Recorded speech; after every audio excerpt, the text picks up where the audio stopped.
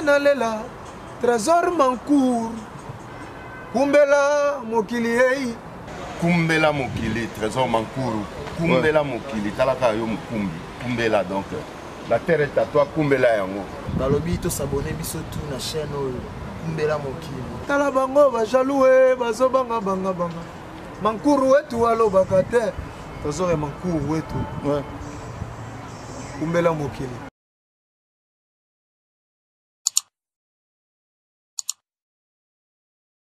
Bonjour, bonsoir fidèles internautes. Selon l'heure par laquelle vous nous suivez partout dans le monde, ceux qui bonsoir aux huit, ceux qui bonjour aux huit, ceux qui jambo mtapona oyaye, selon gonga oyo, écoutez libino na émission qui toko ya kumbela mokili na rubrique na biso ya pesa sango ya commune na yo, pesa sango ya succès na yo, tozom na kata commune ya Kisanso. Merci mon boss Trésor Prince Mancour, un bon tonton qui se respecte, le seul mokondi wa liaka na basali na ezakaye Trésor Mancour, je te salue mon boss. Merci à José Pelé Messaya, Alain Bolabika, tonton Raoul Malouma, merci beaucoup na abonné na bino, merci na confiance et fidélité au bozo continuer ko pesa salima ba news ko sela bino ba émission qui to ko na ba émission souci majeur na biso ya mokona mokolo ezalaka ko informer bino ko laksa bino mambo ezali ko sela mais surtout les kanaka se ngumba Kinshasa kandi na sabino Kinshasa l'équipe partout na Bosoto Kinshasa l'équipe partout na Langi qui n'a pas l'équipe partout na Buzoba. Et voilà, merci mon réalisateur stagiaire Mabia là. Merci na Balantinho c'est ya Kumbela Mokili, Salima ba news azali na kata commune ya Kisenso kasi eloko ekamu ici biso pe sali pasi bota la carabino monde bozomona na bilili to na kata commune ya Kisenso wape sika ebimisa ba konti ebele o boyebi bo kana ba kombo ba uta na kata commune ya Kisenso kasi bota la érosion to pe libulu oyo e salama uta banvu la ebele botala bino moko ndenge eboti ekoli elie bandaku ekenda edindisa batu bakufa batu baperda ba bien na bango kaka juste pour na libulu oyo kasi botika toujours branché tolanda population ya zinga nde ba pesa makanisi na bango na micro ya kumbela mokili pe tokozonga juste après.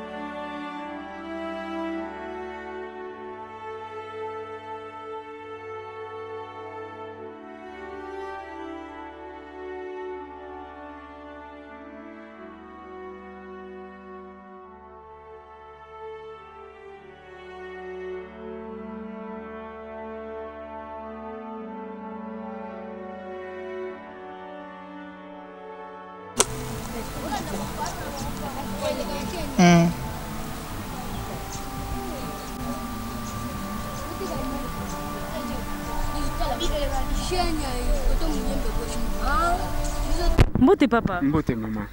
Papa kombo nani pe toza na commune nini?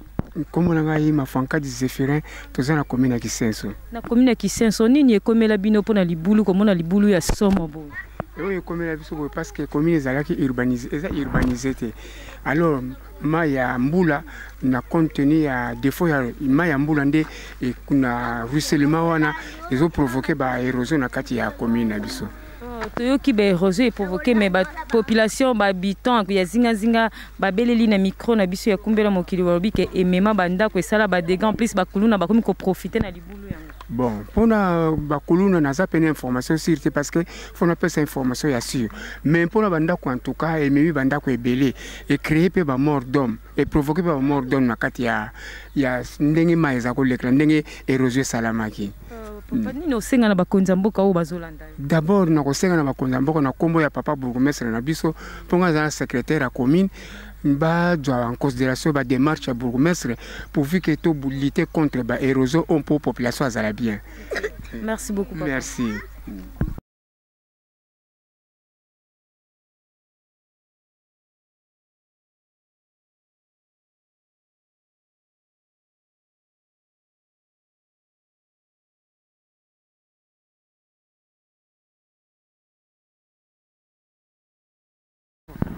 Bonjour papa. Bonjour. Papa, tu as na commune nini pe kombo nani? Bon, tu as na commune na Gisenso, tu as na quartier mission. Kombo na ngai Papa Matondo. Bon, batyo so bayebi ngai ndi na zaya awa pembe na libulu o tibe événement no seleka awa ngai présent tout na banda komona no sondenge lekelaki. OK, Papa Matondo, mon événement tout présent, betlep so lisolo événement ngwe banda ki ndenge nini to komi wapi pe tozo continue kokende wapi? Bon, et le sala biso moi passé ezaki mai uta likolo boetie kitaka bona deuxième prince kuna ezaki bloqué mai et devient en kata. Mai yambula. Mai yambula ezaki na 11e mois le 28 décembre et 11e mois pardon, na 11e mois le 28. Bon, atina ba décembre wana ti a ezaki déjà que no banda que bukani déjà de deux fois tout état atanda kuna nyoso na tu bukana comment ba position mo mabe. Mai ya koto yawa donc il y a somo ya makasi plus érosion qui ndati na mai njil il y a 5 km na seti ba 170 ndako e baby déjà boye ba msusu ba kufa pona souci na yango tina souci na yango alors que pesa biso mawa ti l'état pe ya kotala biso te bon te ko kamaka ka hôtel de ville abania ko boka biso ça a été pas arrêté na e. Bon, la minute tu as mba honorable Kibuka wa matete bon ayaki awa ayiko renforcer ayaki te ayaki ko atine ba ben ayako boka depa abwaka yango awa nzele kangama ba mai soki ezali ko ya alors que devient que ba parcelle ba yona kende tipa beaucoup mais acheb so poids pour que ye Kibuka acheb so poids pour que Angeya ekota manin salité oyo na kati ya érosion. Plus de fan na calme ta banda kunanga étage ndenge kufa ba mamba chika ba veuve mbala talika bo souci pesi ezaki to côté. OK, Papa Matondo ni nozo senga na bakonzi ya mboka et surtout ba banda musala batika et surtout comme on a vice-gouverneur de la ville azamo pandi na bino Papa Néron Mbungu azana ngambo na bino mona Kisenso. Bon, en tout cas pour la Néron Mbungu na lelaga en tout cas puisque ça ba base na ye, eza ba base na ye mais na kamara to kutu na mona ra awate mais mon en tout cas clair pour naïe mais effort il faut ayaka tout à chaque pied na apo nous cela évoluer ce qui a zali ko tia poa eta ke fuma banga mo ya comme fuma ville de Kinshasa eza kitoko mais ayako tala kata na base na base balelage mingi ata na église wana tata onda wana babisa pe bafwa babwaka pigeon na lelo akoma pa na ngai to fanda na ba pigeon wana alors eza kitoko azana liboko moko bien mais akita sur le terrain ayako tia biso po awa pe pesa moi eloko mobo soki aye pena pesa nde bien puisque yaza koloma bele ta batu ba uta misika ba ko denda koto eza kitoko te bosiko ba voir ngozo kaba yango kaka mona ka lobi journée ba propagande ba uti lemba ba ya bona boye eza ko pesa kitoko il fallait y manger sur le terrain puisque ezali moi en tout cas mutuna biso pena mutuna biso moi na mabele il y a solo pena voilà pena numéro 1 ya biso nde yango ta biso to chai po mais il faut avoir chai biso ta po na comme vice gouverneur so ka chai biso po batini ke banje sopi mabele wa tout et que ça c'est bon quand même les roses que na ti côté na épée tina manjile le kana na raya train wana tikuna ekenda kotwana faut ba hotel la biso loko ti ba ba salité boy alors to kembina ba solo akosakana te mais grâce de Dieu on peut ba kufa pe ka pona ba gaz o ka ko meto ko lo baté to peut déjà des personnes à tel pas on a biso ka pona ba solo yo hein et puis ça qui ba maladie ya mabeto la neli bose ba opération ti to pegda to remercier ka nzambe mo azomona lokola tozi bango to sepa na bango alors ba kolisa boulot pour to bi ma premier te quartier na biso moko mo amba hein tout ça kitoko. Merci beaucoup papa. Ouais, merci.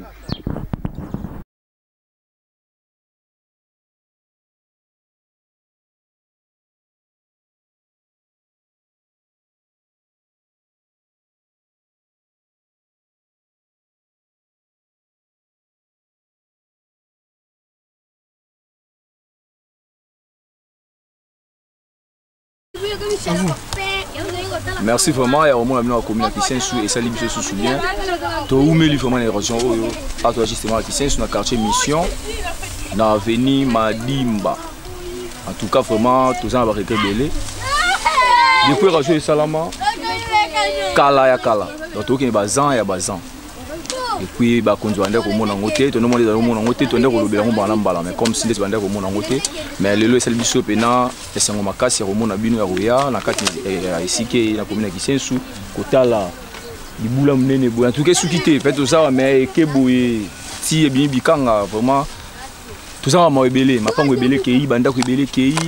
bata mawa bata mitema boboto nde bazui moi litani so yo bo ke fils ke mituke bo ba poubelle la kata libulu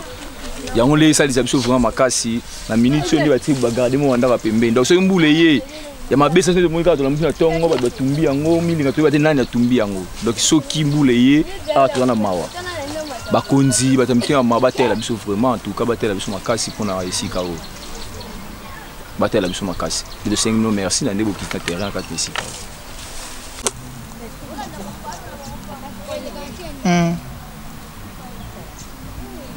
en tout cas merci penza na ndebo pesinga maloba koloba to sengi na gouvernement o ya congolais bazula biso na soin libulu oyo to moni deya ba ndo bwaka matiti eza te nde basali boye bakata ba continuer on pena tina suka musala oyo esalama esa biso bien souci na biso nde pepe toza na ngonde yangwana to sepa mingi wi président Fati na musala na ye o azosala deya kitoko da to moni la biso boye na misu po banda kala na tanga kabila to mona deya misala oyo ezalaki te na tour Fati to moni deya wi ando sunga biso libulu oyo bandi da kokunda yango to senga wi e continuer tina suka kuna ekundama eyati babandi bone bandeli boye lobi koma te balembi te eloko en tout cas to sepama makasi te to senga wi na président de chef na biso Fati asunga biso na makancho aza nango ya kitoko mingi na kolobeza mingi ya kolobeza te na 5 ans ya mokiwa na lobi ekoma pa bakonzi baza na susi na biso peuple na kati na ngai.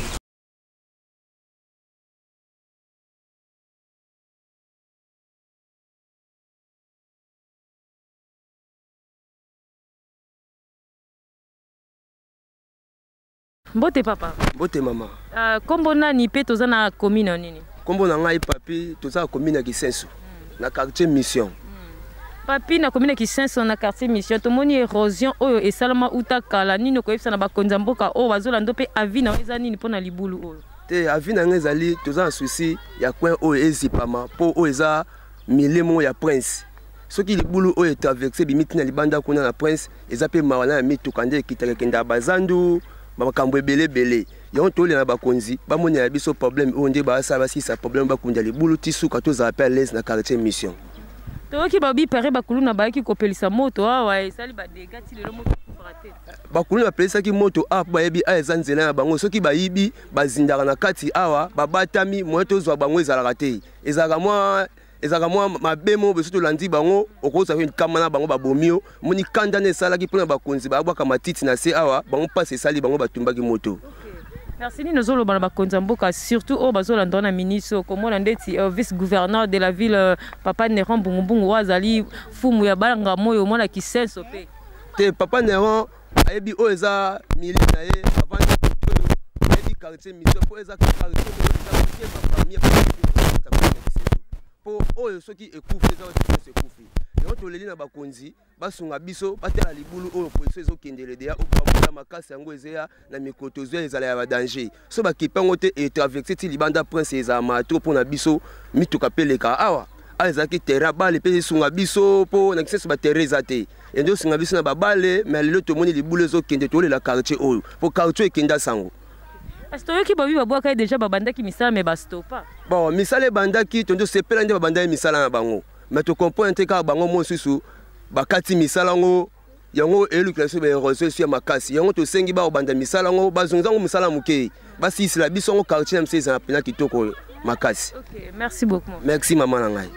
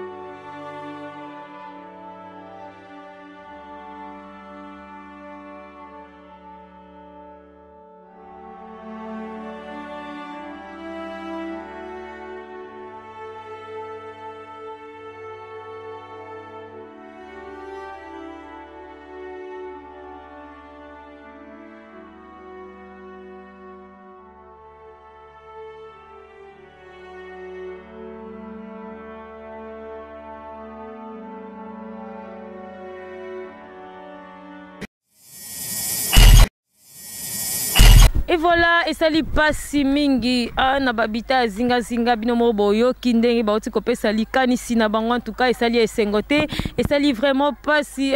ba kondi ya mboka bazobelela ka ba kondi ya mboka papa Gentiningo Bila gouverneur de la ville de Kinshasa bwaka mwa miso na ngambo ya bandeko ya kisenso pe botala nanu situation oyo et comme la bango utakala balobi bien que babandaki kwa ko bwaka biloko po babanda misala kasi ba stopa e bandeko na biso pe ya bakuluna so ba opérer binomo bomoni moto milinga wezo pela so ba opérer ou soit bote ko yiba na ngambo moko ba ye basali incendie donc ba bwaki essence stopper pétrole ba tumbi zamba pour permettre bato ya ngambo balanda bango te nyonso aneza provoqué na érosion topé libulu oyo et salama koton tout que sali pasi mingi papa ne rambungu mugu fumu ya banga moyo kisenso no yango yo mabele no yango yo bobwaka mwa miso bosala eloko ekosala kitoko mingi ba habitant zinga bazolela ba mituni bazana kati ya capitale topé ba vivre ka wapi et pourtant bango ne se ba faire partie na kati ya ngomba Kinshasa comme na érosion boye mela bandaku batu ba kufa ezo continuer toujours ko sala ba dégâts bazala kuna courante ba bimbula lotili kepela na bandako na bango te bana apoto babima kala botika Kinshasa kala kisenso oboye baka yangoyo. Merci na ba fidèles internautes nyonso, merci na Salisa maman na Jasiana en tout cas tolingi bino mingi bo continuer toujours ko s'abonner papi Kitima merci mingi bonne guérison à toi Johnny Ikonda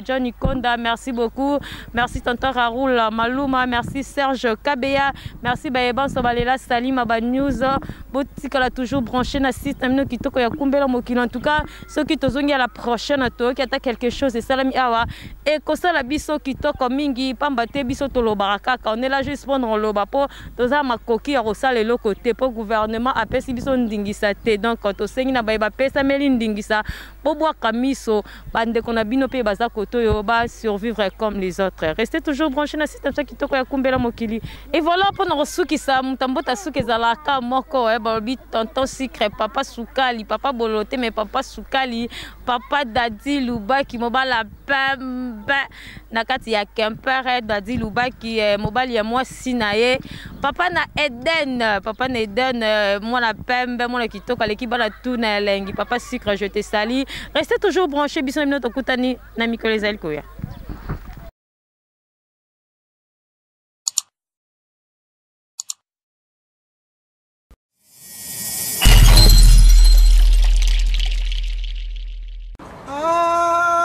Bologena lela